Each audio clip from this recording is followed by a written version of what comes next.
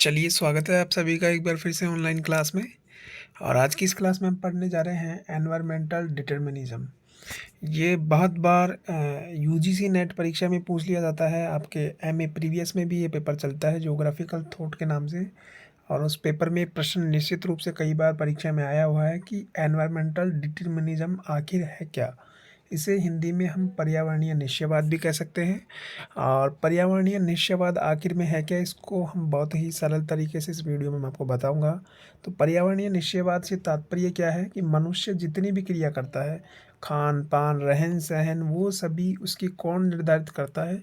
पर्यावरण निर्धारित करता है। ठीक है, बात आपको यहाँ तक समझ में आ गई होगी। अब इसको मैं उदाहरण के माध्यम से भी आपको बताऊंगा कि पर्यावरणीय निश्चयवाद क्या है और किस तरीके से पर्यावरण मनुष्य की सारी क्रियाओं को निर्धारित करता है। देखिएगा, उदाहरण से आप इसको समझिएगा। मान लीजिएगा अत्यधिक यदि कोई गर्म प्रदेश है, अत्यधिक गर्म यदि कोई क्षेत्र है, तो वहाँ आदमी कैसे कपड़े पहनेंगे? हल्के कपड़े पहनेंगे।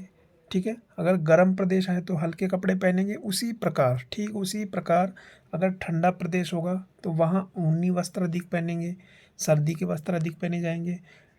ठीक है, बात आपको समझ में आ रही है। ठीक इसी प्रकार राजस्थान में किस प्रकार का खाना मशहूर है, पश्चिम बंगाल में किस प्रकार का खाना मशहूर है, वो भी आप वहाँ के रीति रिवाज के अनुसार पहचान सकते हैं। इसी तरीके से पहाड़ी क्षेत्रों में किस प्रकार का खाना मशहूर है, वो भी आप वहाँ के एनवायरमेंटल के अनुसार आप पहचान सकते हैं। तो इस तरीके से पर्यावरण में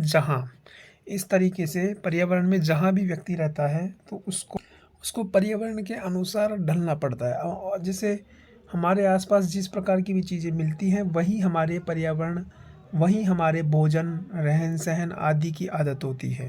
तो इस प्रकार पर्यावरण की झलक हमें देखने को मिलती है। ठीक है, बात आपको समझ में आ गई होगी कि मतलब प्रकृति के अनुसार हमें ढलना होता है। अगर हम गर्म प्रदेश में जाते हैं तो हमें हल्के कपड़े पहनने होते हैं। इसी तरीके से जब हम शीत प्रदेश में चले जाते हैं तो हमें ठंडे कपड़े पहनने होते हैं। आप कल्चरल के अनुसार भी आप दे सकते हैं कि अगर आप राजस्थान में जाएंगे तो आपको अलग तरीके का भोजन मिलेगा, आप पश्चिम बंगाल में जाएंगे तो आपको अलग तरीके का भोजन मिलेगा। तो ये सब प्रकृति की झलक हमें इनमें देखने को मिलती है।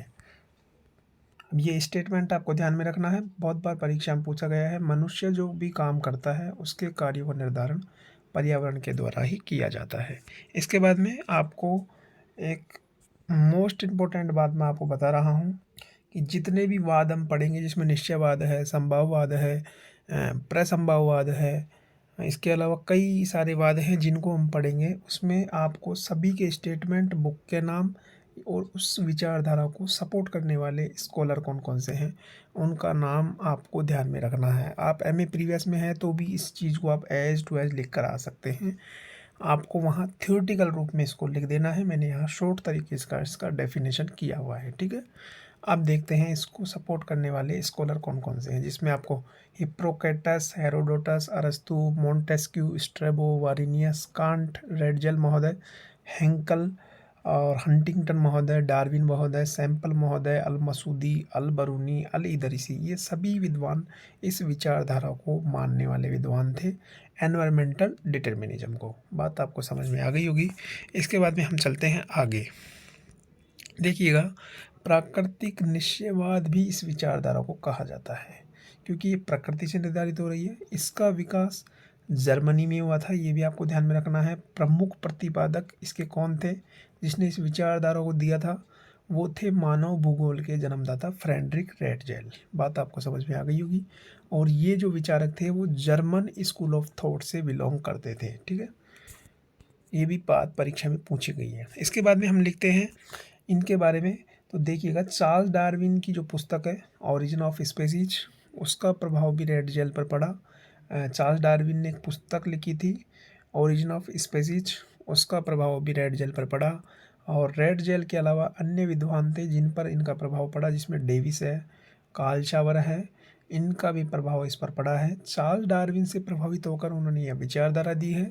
और रेड जेल का लेबेंसरोम की अवधारणा भी चार्ल्स डार्विन की विचारधारा से प्रभावित है। ये बात भी आपको ध्यान में रखनी है। ठीक है, इसके अलावा कौन कौन प्रभावित थे?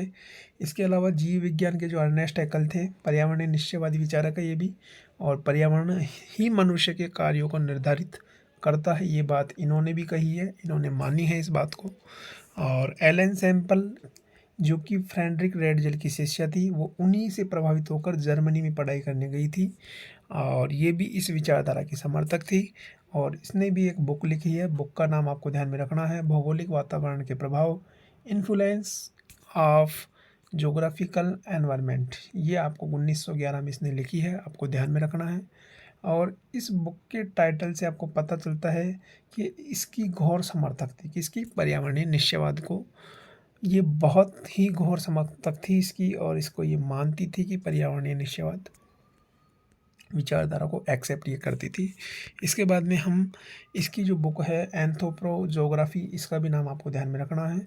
और इसके बाद में ये जो स्टेटमेंट है इसका, ये आपको ध्यान में रख लेना है, man is product of earth surface, मनुष्य पृथ्वी की सतह का एक उत्पाद है। और ये स्टेटमेंट है जो इस तरीके से पूछा जा सकता है, मनुष्य प्रकृति के चरणों की धूल है, ये भी आपको ध्यान में रख लेना है।